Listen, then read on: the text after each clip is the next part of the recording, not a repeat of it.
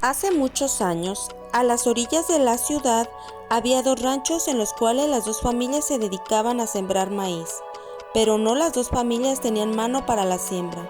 Mientras que a la familia Pérez se le daban sembradíos prósperos con una calidad impresionante y tenía lleno su granero, la familia Juárez en cambio todos sus esfuerzos eran en vano, porque su siembra no se daba y no había para ellos resultados satisfactorios.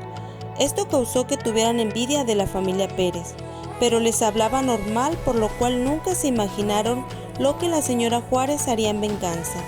Un día despertó el señor Pérez muy contento y se dirigió al granero para preparar el maíz que llevaría a vender. Pero para su sorpresa, su maíz estaba dañado, mordisqueado y muy maltratado, tanto que él sabía que no lo comprarían. Entonces decidió separar lo más bueno y lo demás fue pérdida total. Cuando llegó la noche de nuevo atrancó la puerta con un gran palo, por si regresaba ese animal tan malo que ni él sabía qué fue. Muy triste por lo acontecido se fue a descansar.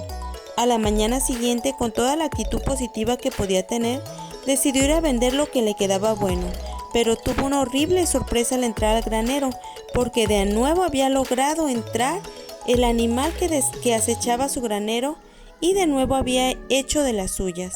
Entró y encontró más maíz mordisqueado y maltratado. No podía imaginar cómo pasó eso, pero pasó de nuevo. Estaba aún más triste que antes. Tenía la duda de cómo podía un animal normal zafar la enorme tranca y entrar al granero. Aparte de triste, estaba realmente molesto por lo acontecido. Separó el poco maíz que le quedaba y salió rumbo a su casa. Toda la tarde estuvo pensando qué es lo que haría, pues esa situación no la podía tolerar más. Así que después de tanto pensar, decidió ir por la noche al granero a esperar al animal y darle su merecido. Cuando llegó la noche, le pidió a su mujer que le preparara un rico café de olla y una cobija. Estaba decidido a darle un buen escarmiento a lo que fuese que entrara al granero. Llegó el momento, tomó su jarro de café, su cobija y el palo con el que había atrancado la puerta la noche anterior. Entró al granero, se puso su cobija en los hombros y empezó a tomar lentamente su café mientras esperaba muy tranquilo a que llegara aquel animal que había destrozado el sustento de su familia. Cuando tomó el último sorbo de café, sostuvo el palo con sus manos, se recargó en él detrás de la puerta y el cansancio lo empezó a vencer. Estaba quedándose dormido cuando un ruido lo hizo saltar. Era el animal que corría acercándose al granero. Sintió mucho miedo, pero también coraje, así es que tomó el palo con todas sus fuerzas, esperando a que el animal aventara la puerta para entrar. De repente, el animal aventó la puerta y se asustó al verlo ahí parado con el palo, y decidió atacarlo. El señor Pérez estaba tan sorprendido de ver que era una enorme puerca, tan enorme que sentía terror de no atinarle el golpe. Pero aún así, al ver que se aproximaba a él, tomó con firmeza el palo y le decidió dar un buen golpe. Logró tumbarla, se levantó como pudo y se echó a correr. El señor Pérez salió detrás de ella para ver a dónde entraba, pero con la oscuridad y los nervios no logró ver nada.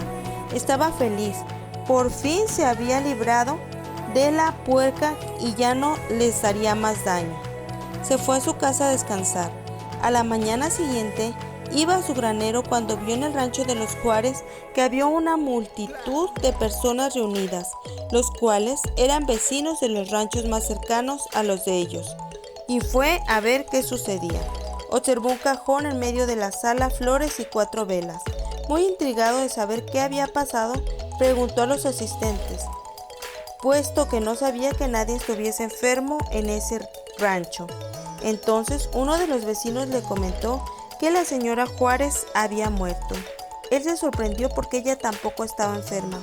Le dijo el vecino que ella falleció por un golpe que tenía en su espalda.